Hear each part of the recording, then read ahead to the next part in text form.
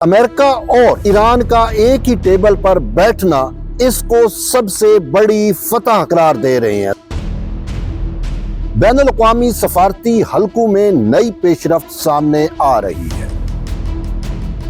پاکستان نے دوبارہ رابطہ کیا ہے امریکہ سے بھی اور ایران سے بھی کہ دوسرا راؤنڈ بھی ہونا چاہیے۔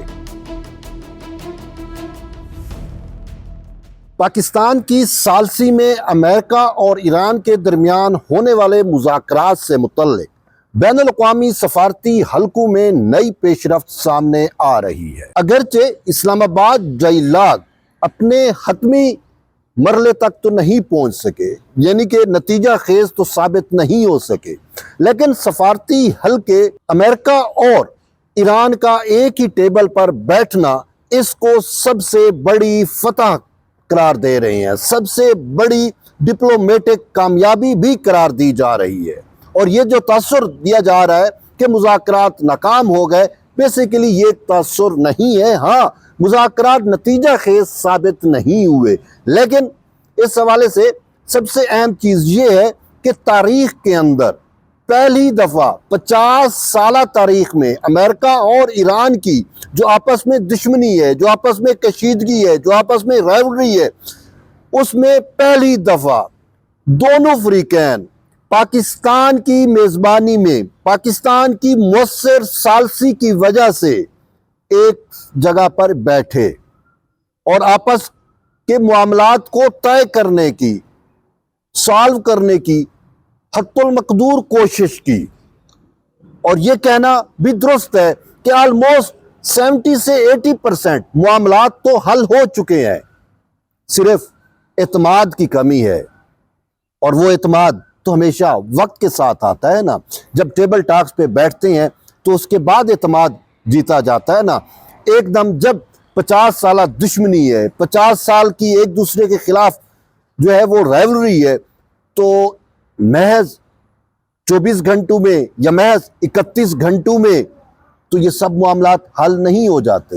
اگرچہ امریکی نائب صدر جے ڈی وینس نے جاتے ہوئے یہ کہا کہ مذاکرات نتیجہ خیز ثابت نہیں ہو سکے، تاہم انہوں نے پاکستان کی مؤثر ثالثی کی بے انتہا تعریف کی، پاکستان کا شکریہ کیا کہ آپ نے میزبانی کی اور آپ کے کلیدی کردار کی وجہ سے آج ہم یعنی امریکہ اور ایران اکٹھے بیٹھنے میں کامیاب ہوئے۔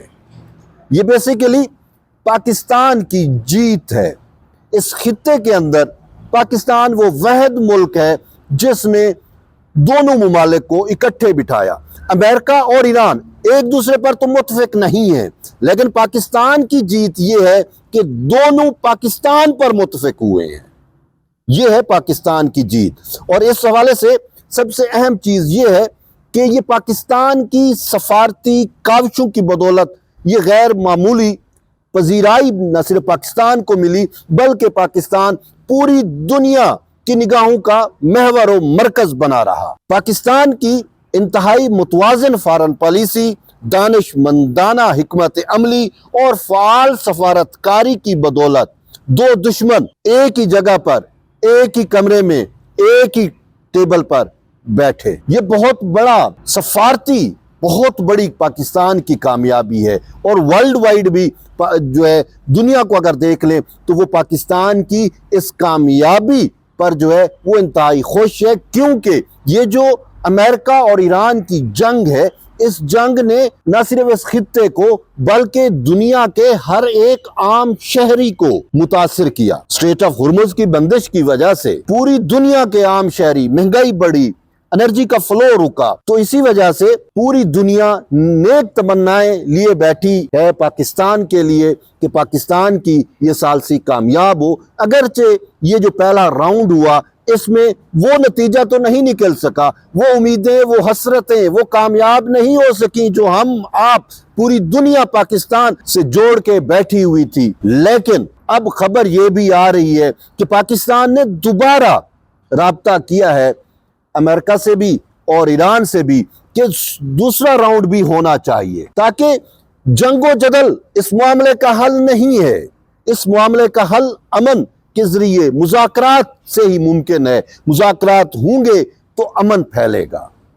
جب ٹیبل ٹاکس پہ بیٹھیں گے ہی نہیں تو پھر تو وہی جنگ ہے، وہی جدل ہے، اور وہ پھر جنگ و جدل جو ہے وہ پوری دنیا کے لیے نقصان دہ ہے، عالمی امن کے لیے نقصان دہ ہے۔ پھر وہی بات ہے کہ دنیا پھر ورلڈ وار 3 میں چلی جائے گی، اور پاکستان نے تو دنیا کو تیسری جنگ عظیم سے جو ہے وہ بچایا ہے۔ اور یہی وجہ ہے کہ پاکستان کی یہ بہتیریہ کوشش ہے۔ اب دوبارہ پاکستان نے سفارتی طور پر دوبارہ کوششیں شروع کر دی ہیں کہ 21 اپریل سے پہلے دوبارہ دونوں فریق جو ہیں وہ متفق ہوں، پھر سے وہ بیٹھیں، پاکستان میں بیٹھیں، کہیں اور جا کے کسی یورپین کسی بھی ملک میں بیٹھیں، لیکن بیٹھیں صحیح۔ اور پاکستان اس حوالے سے پھر سے پاکستان نے اپنی جو ڈپلومیسی ہے، پاکستان نے اپنی سفارتکاری جو ہے اس کو پھر سے ایکسلریٹ کر دیا ہے، اور امید ہے کہ پاکستان اپنی ان کوششوں میں، ان کاوشوں میں پھر سے کامیاب ہوگا۔ لیکن اس پورے سینیریو کے اندر پاکستان کا جو کردار ہے وہ انتہائی کلیدی ہے۔ جیسے امریکی نائب صدر نے پاکستان کو کریڈٹ دیا ہے، اسی طریقے سے ایران کا جو وفد تھا اس نے بھی پاکستان کا شکریہ ادا کیا ہے، اور تشکر پاکستان کہا ہے کہ پاکستان نے اپنی میزبانی، اپنی مہمان نوازی، اور پھر پاکستان کی جو امن کے لیے کاوشیں ہیں، اس خطے میں امن لانے کے لیے پاکستان کا جو کردار ہے وہ قابل ستائش ہے، اور ایران کے قوم جو ہے وہ پاکستان کے اس کردار کے اوپر پاکستان کا شکریہ ادا کرتی ہے۔